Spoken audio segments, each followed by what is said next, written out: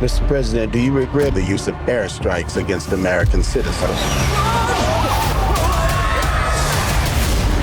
The horrors you've explored in your films have evolved from the fantastical, like the zombies of 28 Days Later, to the near-future terrors of a dying sun in Sunshine, or artificial intelligence in Ex Machina, now to the more grounded threat of civil war.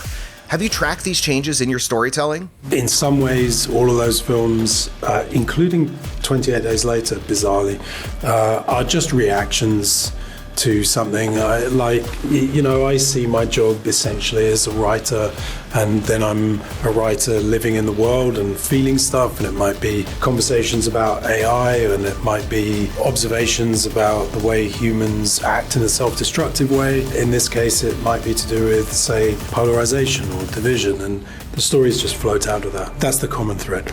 Civil war is politically charged, but it avoids deeming one side of the battle right or wrong. Why was that important to portray? The film is trying to echo an old-fashioned form of journalism where you removed bias from journalism. I think within the film, you can see, just not in a signposted way, the answers to a lot of the kinds of questions people could ask. It's embedded rather than shouted, maybe. Every time I survived the war zone, I thought I was sending a warning home.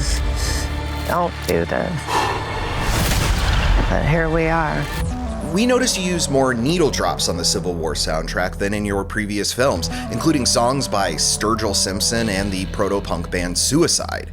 Can you talk about your approach to using music in your films? Really what happens in the edit is so in that whole post-production period, is you experiment a lot.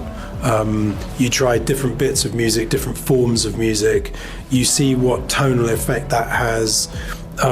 Sometimes you find a bit of music works really beautifully in the moment, but it unbalances the space either side of it. It's just a long process of finding what feels right, and also, I guess, not being too complacent in those choices and trying to be bold and not too safe, yeah.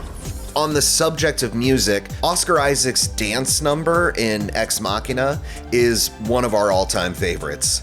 What all went into nailing that moment? I just made a film called Never Let Me Go. I thought the film was very effective and successful in some ways, but there was something that bugged me, which was to do with the tone that got created, and I think it was successful at creating that tone, but the tone was not disrupted enough. And there was something about the lack of disruption that threw me. And I thought, I need to be more aggressive than that and more jarring than that. That was part of where that disco sequence came from, was just to interrupt and explode the tone that existed prior to that. And then there was something irreverent. In my mind, Ex Machina often functions in a subtle way, a bit like a comedy. I know it probably seems very serious, but actually there's a lot of what I would personally think of as humor embedded in it. I found that funny. I found that sequence surprising and funny. Then, though, it actually came down to Sonoya, Mizuno and Oscar Isaac. So it begins as a bit of disruption and it ends with two actors